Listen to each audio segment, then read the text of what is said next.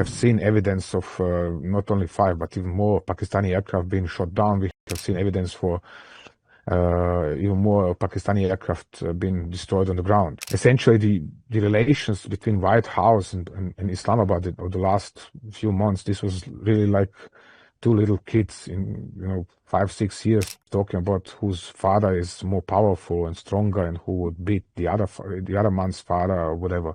It's silly.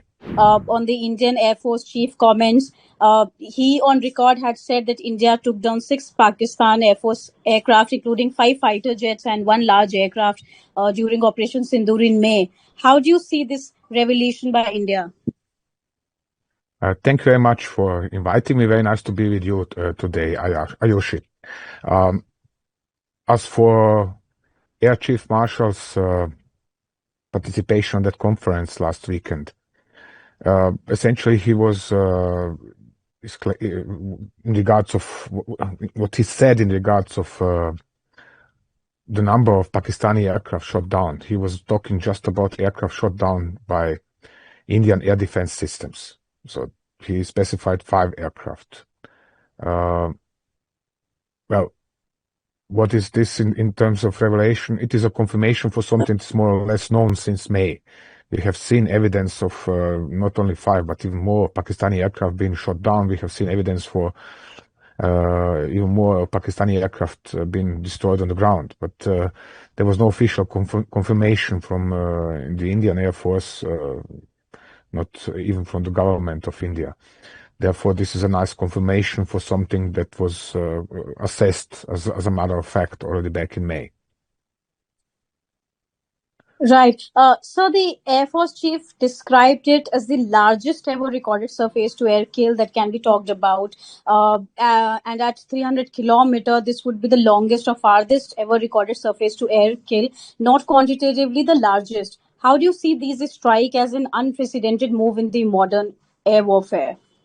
Well, this is a particularly important fact because we have seen Indian Air Force deploying its, in this case, S-400 surface-to-air missile system very close to the border to Pakistan, so close that it was actually firing missiles from within the range of Pakistani army's artillery, which meant if it would stay of its presence of the firing unit in question would have been detected by Pakistanis too early, the Pakistanis could have shelled the area in question, hit and destroyed this firing unit. So it was quite a risky operation, actually.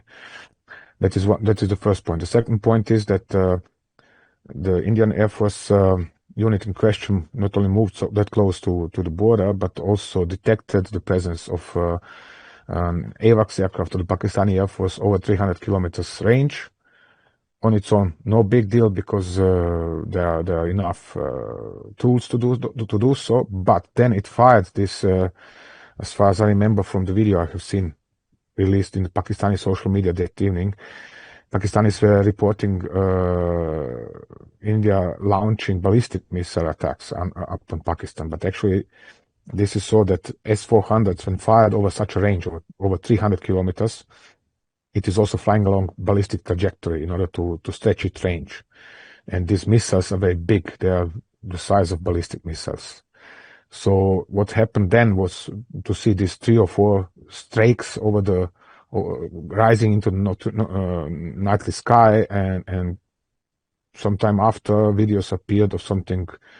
It was actually aircraft wreckage burning on the ground, and Pakistani police and armed forces servicemen moving around the area. So obviously something was shot down. It is probably a sub 2000, which would be logical, highly important target at that point in time, because sub 2000s were guiding the operations of the Pakistani Air Force and detecting operations of the Indian Air Force. And now there are different reports about exact range over which this kill was scored, or some say 308 kilometers, others 312 or 315 kilometers. It is such the longest range confirmed shot down of by a surface-to-air missile. So in this case, it is a historic achievement. It is also the first actually, sorry, the second case in a peer-to-peer war in which such an aircraft has been shot down by SAMs. At earlier times, we have seen this early last year, Ukrainians deployed S-200 and Patriot missiles to shot down Russian A-50 AWACS over the Azov Sea. So in this case, it was not the first, but from the range in question, over 300 kilometers, it was the longest range ever. So major achievement that is beyond any doubt. So unprecedented, not really, because as I said, we have seen something of this kind happening in Ukraine last year. But still, one should keep in mind that sub 2000 are much more advanced, even if smaller, but much more advanced, much more modern aircraft in comparison to old 50s. They have much more powerful electronic countermeasures, and still, obviously, one of them was hit and shot down. It also meant that the Pakistanis have lost lots of precious Air Force personnel, people who are on board of such aircraft, who are skilled tacticians trained for years. So this was a painful blow for Pakistani Air Force. And finally, when one loses such an aircraft this deep within own airspace, like this happened to Pakistan in this case, one should keep in mind that this is shocking the entire Air Force and forcing it to become conservative and extremely cautious in the way it operates. And this is what has been mirrored in the way Pakistani Air Force was operating over the next 2 days of this war. So it was, again, major achievement, tactical, operational, and strategic level. And range-wise, definitely a major achievement, historic achievement, to score such an success over more than 300 kilometers range. Right. Mr. Cooper, talking about Pakistan's air chief comments, India has hit back on the anti-India comments made by Pakistan Army chief where he issued a nuclear wider threat in Florida. How do you see the comments made by the Pakistan Army chief and also response by India, where it said that nuclear saber rattling is Pakistan's stock in trade? I see this as yet another part of this dilettantic Pakistani saber rattling with nuclear weaponry. They have issued such threats already and declared red zones. And since April this year, India has crossed several of these red zones, and Pakistan has only turned out to be absolutely incapable of doing what it is announcing, promising, whatever. So this is actually a statement for the White House, on behalf of the White House, so that Trump administration and Trump in particular can present himself as a peace broker and deal maker and deal broker, and say, oh, look, Pakistanis have threatened to attack India with nuclear weapons, and it was me who has prevented this from happening, so I am the peacemaker in this conflict as well, not only in regards of the war between Cambodia and Thailand, or in Ukraine, or in wherever else, but no, I made peace in this case as well. So this is little else, but essentially the relations between White House and Islamabad over the last few months, this was really like two little kids in 5-6 years talking about whose father is more powerful and stronger and who would beat the other man's father or whatever.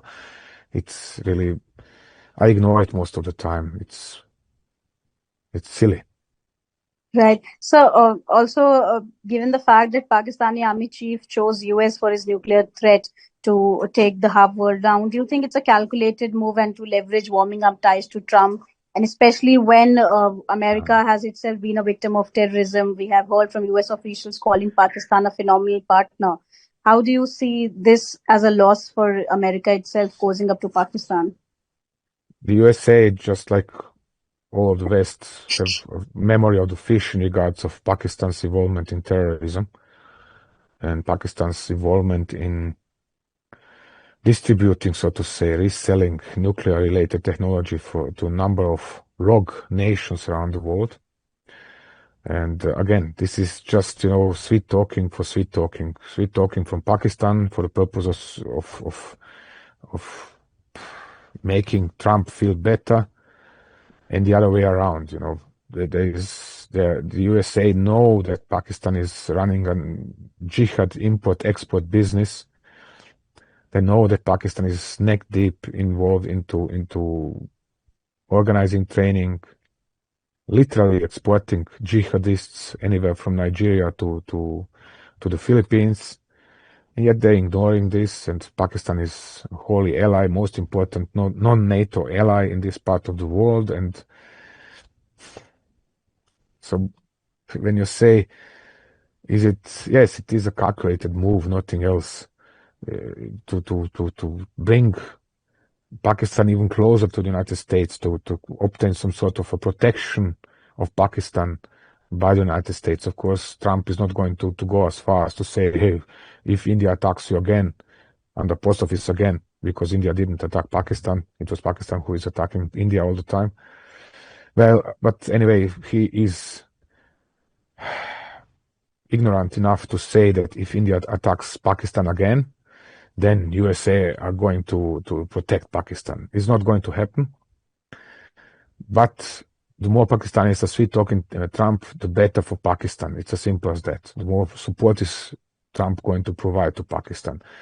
Indirect support, never direct support. USA are never going to become involved on the Pakistani side and fight a war against India on behalf of Pakistan. That's not going to happen. But USA are going to continue supporting Pakistani armed forces through provision of modern weaponry, through provision of spare parts, through provision of training facilities, and similar. So this is what Pakistanis care about. That is what is most important to them, and this is why such statements